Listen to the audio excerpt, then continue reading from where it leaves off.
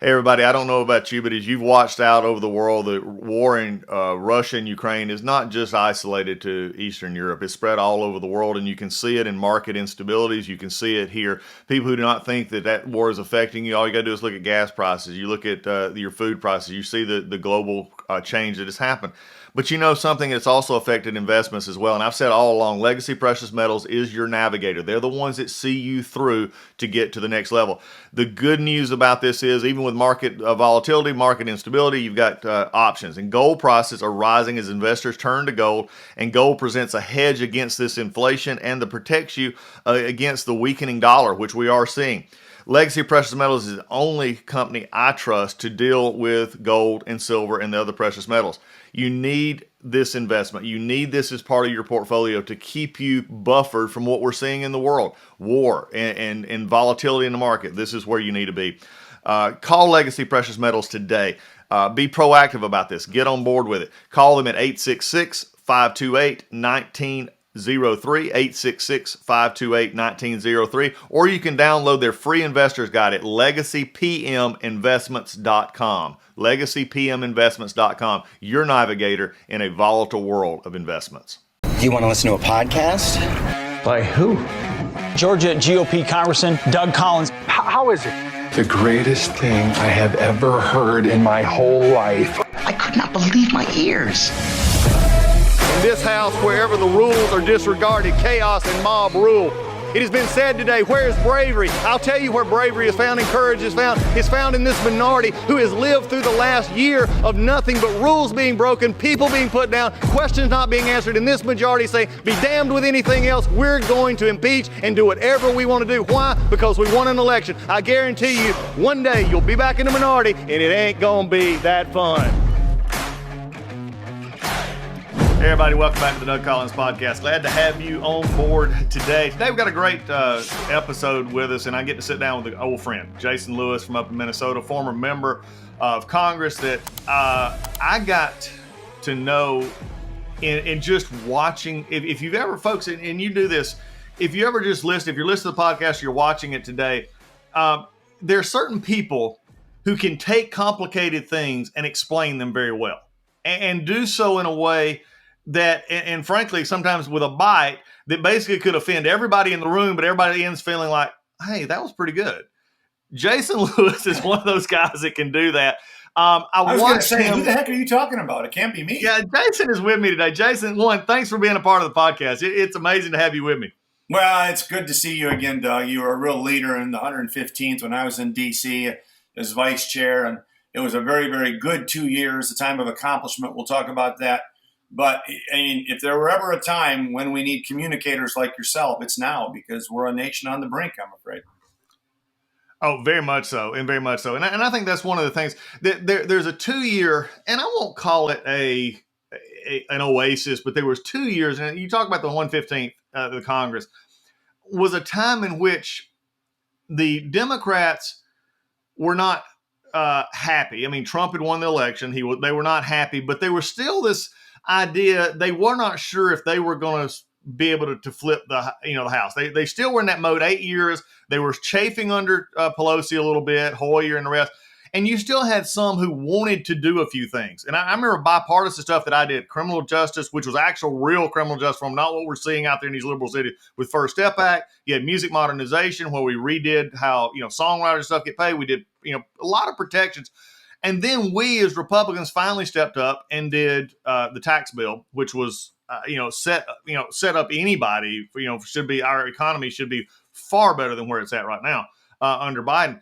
But then we also did have the healthcare issue. And I think that was one that we can talk about as we go. But it was a time, it's really the last time Washington got anything done. Now, liberals will tell us, Jason, that the Biden administration has been a legislative juggernaut.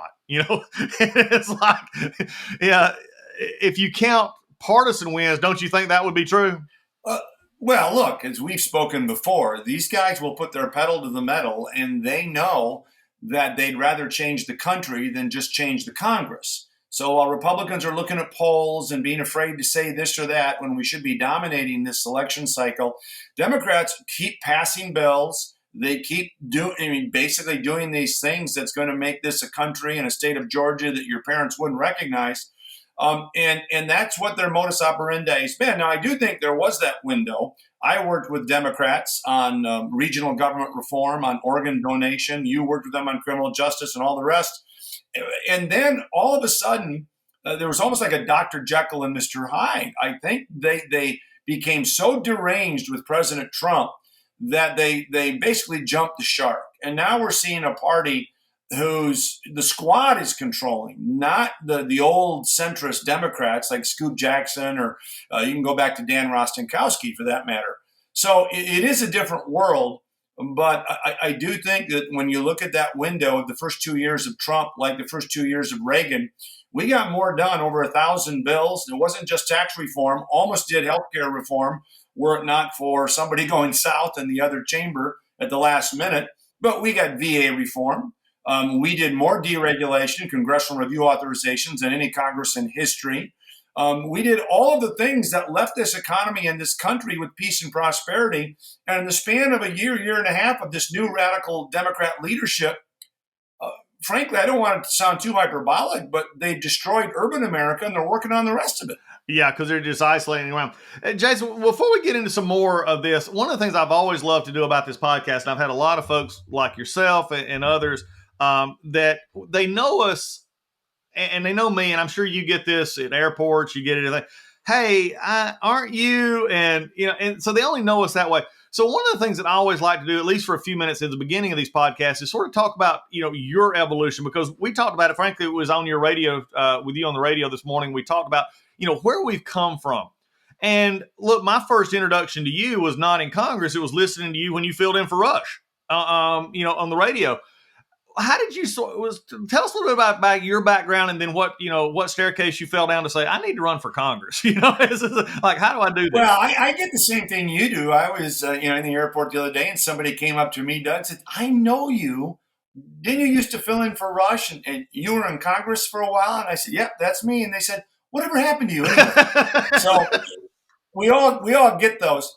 Well, look, I grew up in a small business family. My mom was from North Minneapolis. My dad was from Iowa. We settled in the Hawkeye State, but Minnesota was a second home. So when I fell into talk radio after graduate school, I had an opportunity to go home to Minneapolis and St. Paul. I did, and that was in the early 90s, and raised my two daughters here for 30 years. Loved it. Got into radio, was fortunate enough to hit the timing was good, filling in for Rush, and had my own syndicated show for a while. But at some point, Doug, you know what it's like. You can be a commentator so long, but after a while, you got to put your money where your mouth is, and you want to get on the field and play, because the only way to really change things is to vote for them. So I thought, and most commentators, most talk show hosts don't do that, because they can demagogue your previous comments, like Supreme Court justices.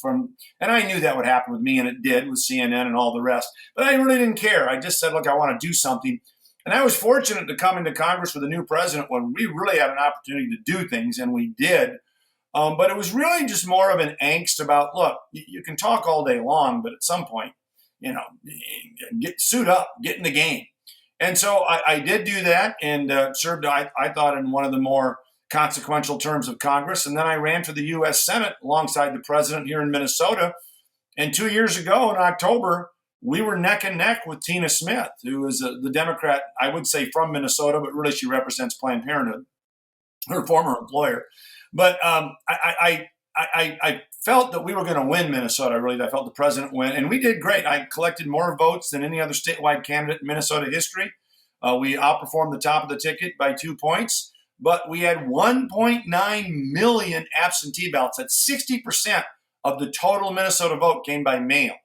We had a Secretary of State who did consent decrees with very liberal activist groups that undid absentee signatures, undid the deadlines, and removed the number of people you could collect ballots from. You can only collect 3 ballots from one person, but they removed the number of people you could collect 3 ballots from. And so I'm not going to sit here and tell you I won. I wouldn't do that. What I will say here is we need to make certain that we have self-government that has ballot integrity. Otherwise, the American experiment is lost. So I do think it's an important issue that we shouldn't shy away from. And A lot of us are. Well, and you and I both experienced something because I was running, in a weird setup down here. Unfortunately, we didn't get a primary, and we had our governor had made an appointment, and he wanted to protect that appointment. I get that, but it made it very hard because we did a general election jungle primary, and I had an opponent that I got outspent 60 million to 6, 60 million, and we lost by 4% to get into that runoff. But it's amazing, and that's fine. I mean, I get it. Now, you're That's touching big on a boy. pet peeve of mine. I will bet you 10-1 that Kelly's contributions came from corporate America. Oh, a lot of it. And I'm free market capitalist. You and I did tax reform together. Yep. We get that. But at some point, we really do have to quit carrying the water for big corporations. They are not our friends for change. And that's one thing that the President Trump and you and I, we brought the working man and woman back to the Republican Party. Yep. And that's really who we need to start representing. And if these woke corporations want to support, carried interest deduction, which I don't agree with, right, they're going to hire Democrats to do it. And that's what they've done. And that's why you were outspent so much. Oh, exactly. Well, it is. And personal money. And what it also did for us down here was it allowed Raphael Warnock, because of the way it was put up, to go unscathed. So and then we had, of course, our problems down here in Georgia getting people back to the runoff. But I think one of the things, let's go back and look at this is for a second. And by the way, is for folks, one of the things that I want to point out is you've got a book out right now, Party Animal, The Truth About President Trump, Power Politics, and the Partisan Press. And it's out there. Go get it on Amazon, anywhere you get this book. We'll try to put a link on it when we post the podcast for folks. I wrote a book about the impeachment. Mine was the clock in the calendar. And I talked about the fact of, as you said, when the Democrats came in 2019, they were possessed at that point, and it was only a possession of just this derangement with Donald Trump, and all legislating was off the books at that point. That was it was over. But when you see this book, what brought you to write the book, and what are you trying to communicate in it? Well, you were on Judiciary, ranking member, so all about how we weaponize the bowels of the bureaucracy. And when that hit me between the eyes, in the 115th, I started thinking about this. And then just the craziness that was happening with the Trump, starting with the inauguration. You were talking about people protesting. I had protesters on my front lawn. You and I were being demagogued over the American Health Care Act, which was a good piece of legislation. And I thought, this is getting out of control. And I'm afraid that if you let the left write history, you're never going to learn from it. And that's what was happening already with CNN going after every Republican, and it was getting out of hand. But I think the epiphany for me was, if you're not on the Intelligence Committee, you don't get to see the intel until they say, okay, members can come over and view this.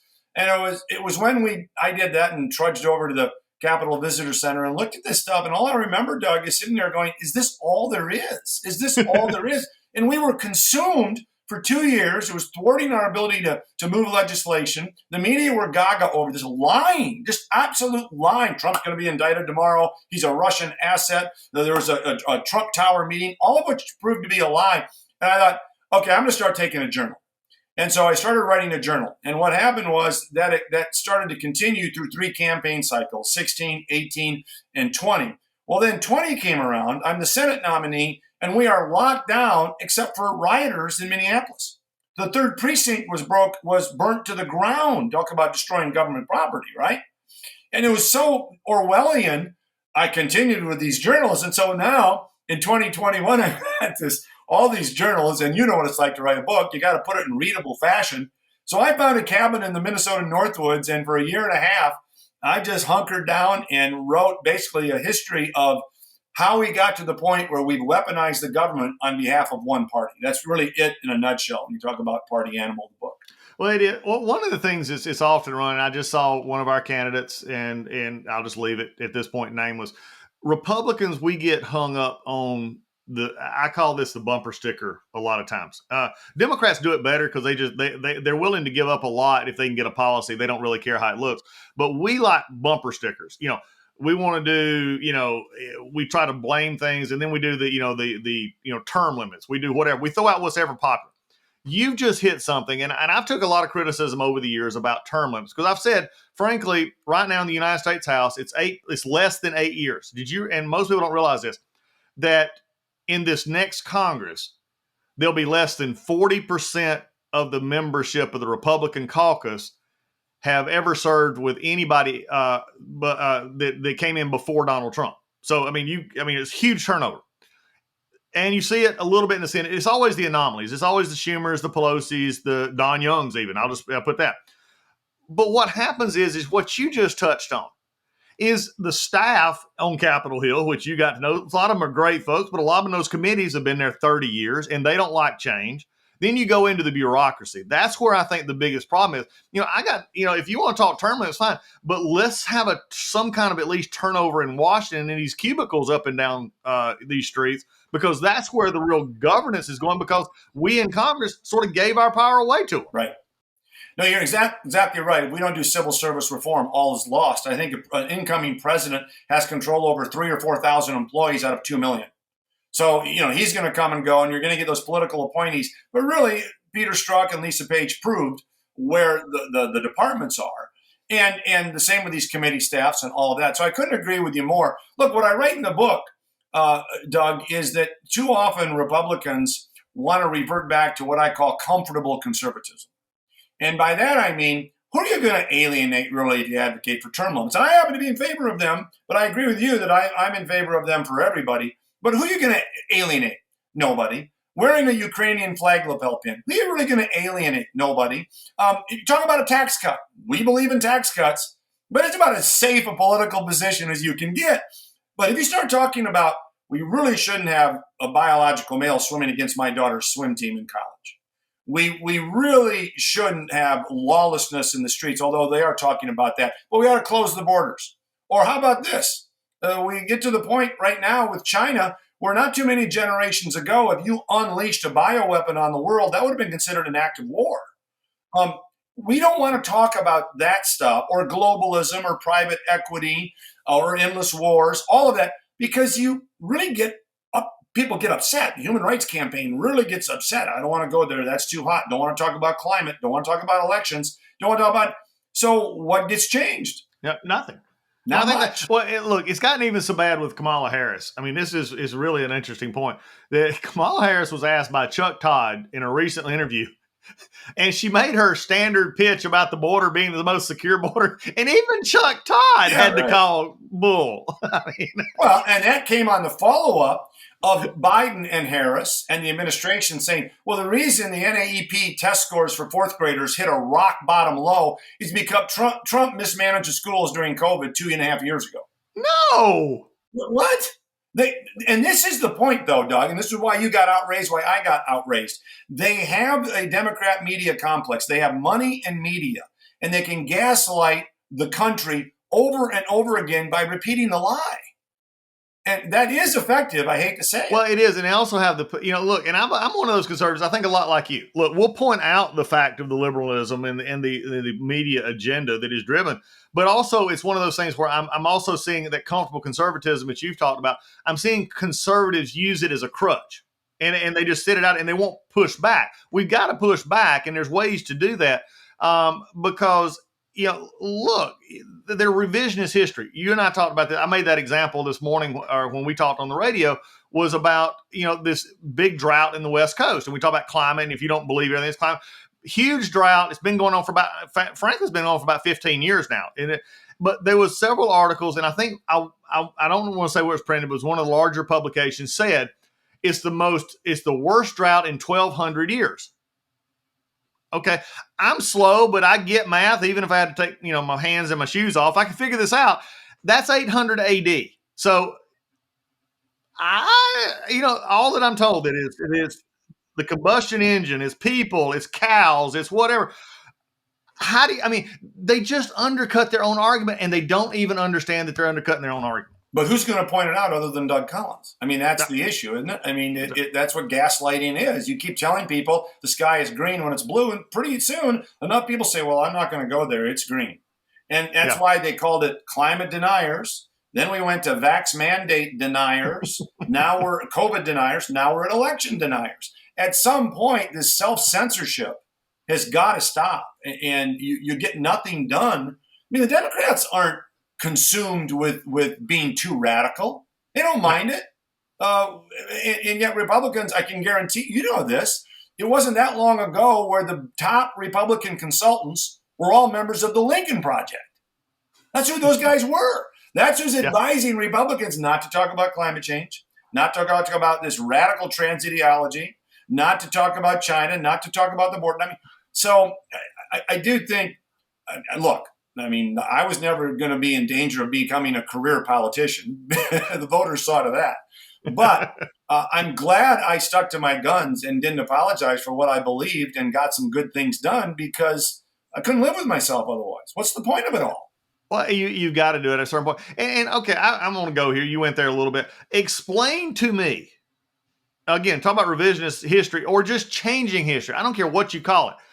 But how can you have, quote, and I'm tired of looking at this, you go on MSNBC, CNN, and sometimes even Fox or in others, and you see these Republican consultants who have not worked who criticize President Trump every day of the week. They criticize Republicans. They work against what is considered, many of us consider conservative, but yet the mainstream media out there is going to say, here's Republican consultants. No, those are not Republicans anymore. Let's at least move them to independent. Let's do something to say they're not where the Republican voters are today. And if they were, they'd be out there being hired, but they just don't reflect it. That's the part where the media tries to make, by using labels, everybody look the same, and that try to isolate those who are pointing out the deficiencies in their argument. It is hard to overestimate the falsity of Steve Schmidt or Rick Wilson ever be considered a Republican.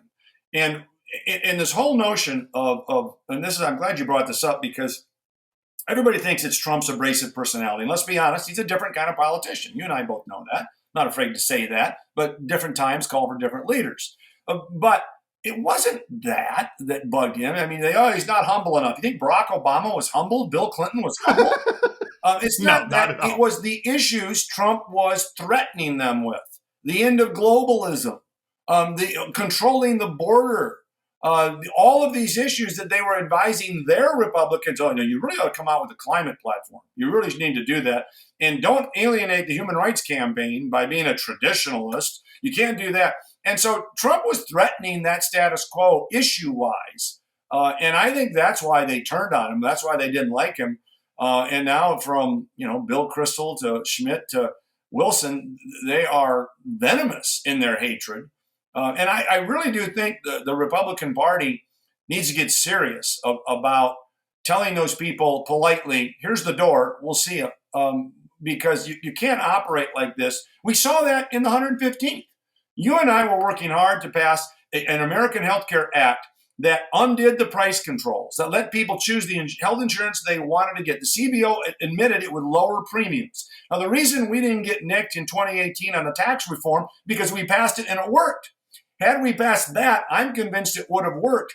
But we had a couple of individuals in the Senate, I think, frankly, out of spite in many cases, torpedo that legislation. And so we are our own worst enemy again. And we've got to have more cohesiveness in the conference. And I do think, you're probably closer to this than I am, but with Jordan and McCarthy sort of mending fences and coming together, and James Comer on oversight and Jim on judiciary and Kevin going along with it, I think we're getting there, but it won't matter if we don't take back the House. Well, yeah, and I think that's an interesting point you make there. And look, I'm going to bring it up because I think it's an honest discussion. You mentioned cohesiveness, and here's one of the things we've talked about. I've talked about on the podcast, I've talked about on radio, and I've talked about in interviews, is that, and we've mentioned it this morning, is, again, we've got to understand that the policy is what we've got to focus on. At the end of the day, it's about a policy. Democrats are the best. I mean, they have been the best in the 8 years that they've had it since 92, the 8 years in politics, basically, of knowing, okay, we've got to get 216, 217, 218, depending on how many's in the House. We'll give 2 or 3 passes, but the rest of you don't have a pass. You got to suck it up. This is the best we're getting, and go. You saw it firsthand. I saw it firsthand in those long caucus meetings where on healthcare, we ended up negotiating against ourselves. Good law immigration bills. Immigration. I mean, it's just guys, what is it going to take for Republicans across the spectrum? Who's going to be, my hope and your hope both is that I'm helping candidates all over the country, is, we get 225, 235, 240, whatever the number is. I think here's the difference. There's too many caucuses within caucuses, and that's just Yep. not a slight against the Freedom Caucus. I know those guys. I liked them. I agreed with them probably more than I did the leadership. But I didn't go there to represent that.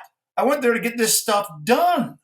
And that's what we did. And you know that as well as I do. And it's in my book and on the healthcare bill, how both factions, you had the Northeast squishes that, we want the long amendment before we pass healthcare bill and all that stuff. And then you got the Freedom Caucus. In many cases, they were just afraid of a primary. So Trump was stuck between those factions. You and I were stuck between those factions. The goal isn't to go there and say, I represent the Tuesday group and the Main Street Republicans, or I represent the Freedom Caucus. The goal is to work with everybody and get all the good stuff done. And at the end of the day, move the ball forward. And that's what we were up against, and that's what Republicans are up against. And Democrats don't see, now maybe they do, but they don't seem to have this big a problem there as we. We've got to get back to an understanding that at the end of the day, giving a speech and getting 1 million likes on Twitter is not as effective as actually getting something passed. And I think that's the part. Look, I say that as a guy that voted against reauthorizing FISA. So I was this, fire-breathing talk radio host. Oh yeah. But I realized that healthcare bill was a good piece of legislation. I talked about it on the radio before I got to Congress. But B, it was the best we were going to get. Exactly. And we were undercut by the other chamber in that case, and I think some of it out of spite over Trump. Well, it was. And I think, look, please remember, folks, you're listening to this podcast, Republicans, it was killed in the Senate. The bill itself wasn't killed. This is what always frustrates me when people say, you just couldn't pass your health care bill. No, what was done in the Senate is there was just basically a skinny package that said, okay, we're going to pass this and go to conference where we could have actually done the bill. McCain killed a conference. For somebody who is so lauded as being the person to, work bipartisanly and work in committees, he killed process. He didn't kill a bill, which in turn killed it. It frustrates me to no end. I know. And I wrote an op-ed in the Wall Street Journal saying that I think that as much as anything, people forget in 2018, healthcare was a huge issue. And by defeating that bill, we got all of the downside of proposing the bill, but none of the upside of passing it and seeing the good stuff, right?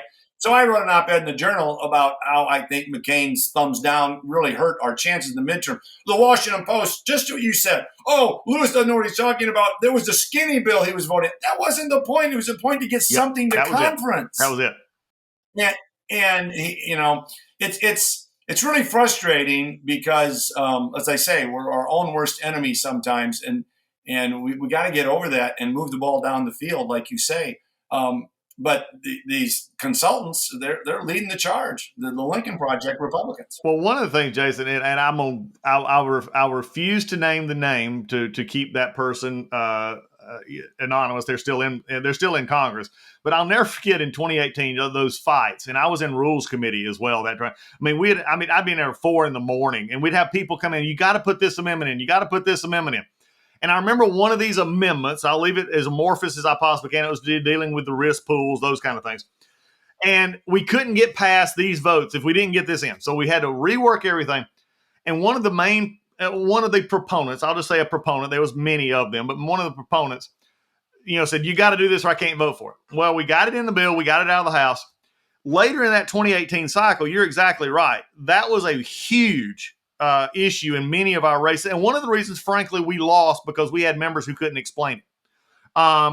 And I remember this member calling leadership and saying, why are they attacking me for doing this and describing the amendment? And leadership said, you were the one that wanted the amendment. I mean, it's just, again, sometimes it's for play and not for work. And we got to get over that. And I think that's why the Tax Reform Act was such a big deal. Because at the end of the day, we got most of what we wanted. And was it 100%? No, but we got something that actually worked. No, that's exactly right. We repatriated over $1 trillion in foreign profits. Tax revenue is way, way up. The biggest beneficiaries are the lower bottom. Not that that's a reason to do it, but that's a fact. Had I had my way, I would have eliminated carry interest as a capital gain and taxed it as ordinary income, which I think it really is. But we got SALT deduction limited so that we're not giving a subsidy to high tax states, all of which proved that rising tide worked. And that's why none of us got nicked, at least I didn't, in the 2nd District of Minnesota on the economy in 2018. It was healthcare, healthcare, healthcare, and that was due to our failure to get it done. It was interesting. You just made something, and I want to point this out for the podcast listeners because they've heard me talk about Jason so many times, and I just beat this drum because it's something we got to understand. Democrats get policy done even if it costs them position and power. But I'll show an example. You and I have talked about Obamacare, Dodd-Frank. A lot of this stuff got put in, they got put out, but it's still here. That's right. Their policies last a lot longer than they do, and they don't care. They're more committed. They're more committed ideologues than, quite frankly, we are in a more positive sense of the term. They're committed to their philosophy. It's not a good philosophy, but they're committed to it. They're committed to it. We're committed to the last poll. And that's a huge problem. And that really does stem a lot from the consultancy class. Yes. The consultancy class is obsessed with polling, obsessed with just, raising money, which is great, but we're never going to compete with them. Barry Goldwater and Bob Dole came together on one thing, Doug, and I'm wondering what you think about this, and that is you shouldn't be able to contribute to campaign if you can't vote. Well, what would that do to K Street? Let's say a little bit of a problem there. I wouldn't have supported the infrastructure bill in the last session. But as well as I do why it was passed. Every lobbyist was going to hold a $10,000 donation for your campaign, said you vote for that or else. And the campaign manager saying you got to vote for that. And that's how it gets done. And now that we're just getting our butts clean in fundraising, we need to start taking a look at that too, because money and media really has diluted our message, which is a majority message. Well, and I think that's one of the things that, we're not real good at. We're still the independent contractors out here. Democrats are a corporation. You just got to look at it in that way and how they act and how their members act. As we look forward, we got an election cycle coming up. I've been out traveling, going to come up and travel some more. But what I'm worried about right now is Republicans are doing the same thing. I'm seeing some similarities to 2018. Now, look, before I get inundated on the DougCollinsPodcast.com, you send me emails. I believe the House we're going to flip. The Senate's going to be close, but I still think we're going to flip that back as well. But got a lot more work to do there. The House is going to flip. But I'm seeing House races that are a lot closer than they should be on the same reasons 2018 was bad is because they're not explaining or they're not at least giving a viable alternative to the mainstream narrative. They're not giving a mainstream narrative on the Dobbs decision, abortion. We lost the New York 19 race, Jason, my personal opinion. We lost that race because you had the Democrat did all abortion. The Republican was just focused on the economy because that's what the consultants told him to do.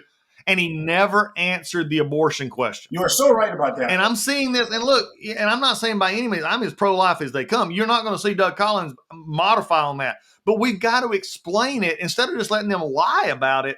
I'm concerned we're going to lose 5 or 7 seats that we could have taken if we don't do this. How many? You've been in politics long. No, you've been in politics longer than I have. But how many times? This is just ad nauseum. Have you heard your campaign manager or consultant say, if you're explaining, you're losing? No, the voters aren't stupid. Sometimes you need to explain things. And it might even be longer than 30 seconds. And I don't know why these people who get, I guess, a reputation in the consultancy world for wins, keep coming back to that when we're now see this red wave receding because they're being told, stay silent on that. Don't talk about the elections. Don't talk about abortion. Don't talk about climate. Just ride the wave. So they're silent while the other side is hacking away at them, chipping away at the lead. And your point is really good on the life question. I'm pro-life too. But if you don't stand for something, so all of these Republicans are being told, look at the chaos in the country and just attack that. So pick your favorite candidate. That candidate failed. That candidate failed. We're going to run an ad that said that candidate failed. Great. What does that tell the voter that you're going to do? It doesn't tell the voter you're going to do anything. So on the abortion question, it says, look, my position is clear. I'm pro-life, and I don't think we should be using abortion for birth control, for same-sex selection, for disabled children in the womb, or in the 9th month with taxpayer-funded money. Now, my opponent is in favor of all of those things. And you've got to get them to answer why they're in favor of late-term abortion, not just why you're in favor of pro-life position. And so, but they're not being told to do that. And I do think there's a danger of just riding that wave and going back to a comfortable conservatism where what are you going to do about the border? Cut taxes. What about abortion? Cut taxes. What about the war in Ukraine? Cut taxes. That way you won't alienate anybody. Yep. How do you fix Washington? Term limits. I mean, it's like, guys, get It's past not your gonna- 2-word yeah. answers. That's right. Plus we're beyond that. It used to be during the Reagan era and the Jimmy Carter era where the economy was front and center and the supply side movement was just starting out and we had to sell it. We're talking about the very fundamentals of a civilized society now. Law and order, life, borders, China issuing a bioweapon. I mean, this is not politics as usual. And if you're not willing to talk about that, then you're not the right leader for the times. Exactly. Folks, this will not be the last time you get to hear Jason Lewis. Jason is I'm glad we have reconnected and we've been talking back and forth. I mean, I just respect his communication, his book. You got to go out, Party Animal. You got to go out and get it. It's just, we're going to be talking about these, especially coming into the election. Jason, thanks for being on the podcast. Let's definitely not make this the last one. Let's keep this up. 100%. Thanks for all the work you did and all the work you're doing here in Minnesota as well, Doug, on behalf of our candidates. So keep at it, and we'll see you down the road. Appreciate it. All right, folks. Doug Collins Podcast. We'll see you again soon. Hey, everybody. MyPillow, I just wanted to let you know, MyPillow is having the biggest sheet sale of the year. You'll have to help. You have all helped build MyPillow into an amazing company that it is today. And now Mike Lindell, the inventor and CEO, wants to give back exclusively to his listeners. The Percal bed sheet set is available in a variety of colors and sizes, and they're all on sale. For example, the queen size is regularly priced at $89.98, but it is now only $39.98 with our listener promo code. Order now because when they're gone, they're gone. You're not going to be able to get it. These Percal sheets are breathable. They have cool, crisp feel. They come with a 10-year warranty, 60-day money-back guarantee. Don't miss out on this incredible offer. There's a limited supply, so be sure to order now. Call 1-800-986-3994. Use the promo code Collins, Collins, or you can go to mypillow.com, click on the radio listener square, and use the promo code Collins, Collins. Lisa and I sleep on these sheets every night. You will want to have them as well. They're a wonderful product. Go right now, either 800-986-3994, code word Collins, or go to mypillow.com. Also use the code word Collins to get this discount. You will not regret it.